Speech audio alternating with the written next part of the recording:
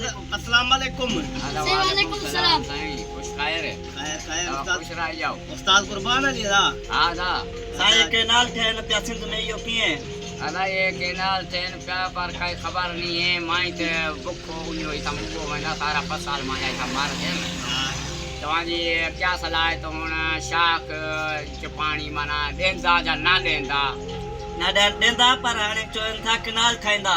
canal ये भला नामंजूर करण चाहिदा हो जा ठहन हुए केनाल समूरा ना मंजूर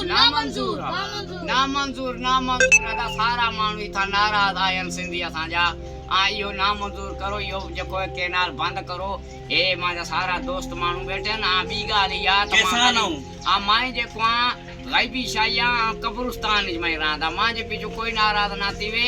उनको बाद हे फसल जका हितूंदा मुवा वेंदन असा निशाख पानी देवो त असा कोई फसल रायूं कई सारियान के कुछ सारे हाली मौका लो मतलब ना मानू चो दी चढ़िया आइंदन फसल दा दी भी चढ़िया आइंदन उनको बाद सारे ने मौका लेवो ही वार सा मेहरबानी सा कुर्बान आदा सारा गरीब मानू मस्कीन मानू इता जाहिर गाले राह की ना थींदी सिंधी च त अन को ज़ाहिर गाले असा जो यो अन वेंदो पे पाकिस्तान च सिंध तो उनको बाद असांजा पानी घट थी जो ताई सारे कोन पलया वाड़ कोन पलदा का शय कोन थींदी ता असा मार वेसो बुके या ता अचो पिया सिद्धो सो असा पाण आन विड़ो बंदूक के असा मार कराई तो मुकाम ही तो पूरा चो यो पानी ना देसो तो मरसू ना बियो क्या करीसु अंत इतां पैदा थींदो ना पानी देसू तो सारे पैदा थींदिया ना ता अन खत्म थी वेंदो अदा खुश खैर ताजो तकड़ो अदा यो ना हुने धरनो तो बंद करसो ना ना ना असा के केनाल को समूरा हम धरनो मारी बैठा हूं केनाल समोरा